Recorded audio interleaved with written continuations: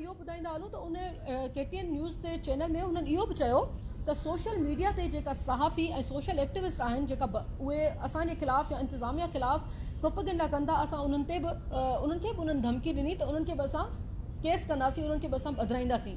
त हुन माना एतिरी क़दुरु हुन पावरफुल आहे, उहा एतिरी क़दुरु त पावरफुल आहे जो हू कंहिंसां कुझु बि करे सघे थी ऐं केरु हुनखे कुझु चवंदो बि न।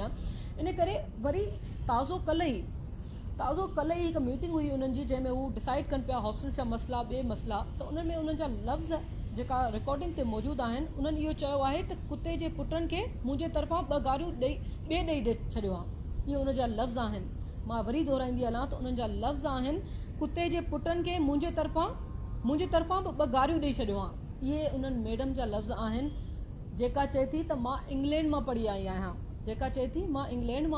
आहियां, ऐं मूंखे ख़बर आहे त मां छा थी कयां। ऐं मुंहिंजो त मां उन्हनि खे ॻाल्हि थी पुछां त तव्हां जे इंग्लैंड मां पढ़ी आयो त तव्हांजा उस्ताद अहिड़ा अल्फाज़ इस्तेमालु कंदा हुआ?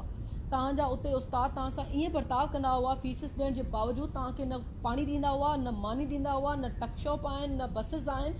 हिन ततीअ में न्याणियूं असांजूं राति जो 9 बजे खां पोइ कॉरिडोर मां लॉक कया वेंदा आहिनि कॉरिडोर्स। उन मां ॿाहिरि हू गार्डन में नथियूं वञी सघनि, हू लॉन में नथियूं वञी सघनि। हिन 48 जिते 47 डिग्री सेंटीग्रेड टेम्परेचर आहे, उन गर्मीअ में ही कॉरिडोर मां न्याणियूं जेकियूं आहिनि ॿाहिरि लॉन में नथियूं वॉक करे सघनि, छो जो उते उन्हनि खे ख़तरो आहे त उते सिक्योरिटी जा मामला आहिनि।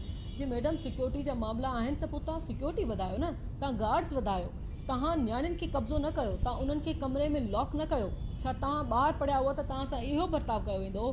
तव्हांजूं बि न्याणियूं कंहिं यूनिवर्सिटी में पढ़ंदियूं हूंदियूं, तव्हांजा ॿार बि कंहिं यूनिवर्सिटी में पढ़ंदा हूंदा। तव्हांजे ॿारनि लाइ अगरि को अहिड़ा लफ़्ज़ इस्तेमालु करे त तव्हां त छा गुज़रंदी? तव्हां चओ था ही शागिर्द मुंहिंजा बच्चा आहिनि, लॻे नथो त तव्हांजा बच्चा आहिनि। जे तव्हांजा बच्चा हुजनि हा त तव्हां उन्हनि सां अहिड़ो वहिंवार न कयो आहे। उन्हनि खे ईअं तव्हां 15 ॿारनि खे, तव्हांखे शायदि इन्हनि खे ख़बर न आहे, जेका 15 ॿार उन्हनि हिनमहिल जेको 15 ॿारनि खे नोटिस मोकिलियो आहे, उन्हनि मां 1-2 ॿारनि असां सां कॉन्टेक्ट कयो आहे त मैडम असांजी दिलि थी चए त असां सुसाइड कयूं।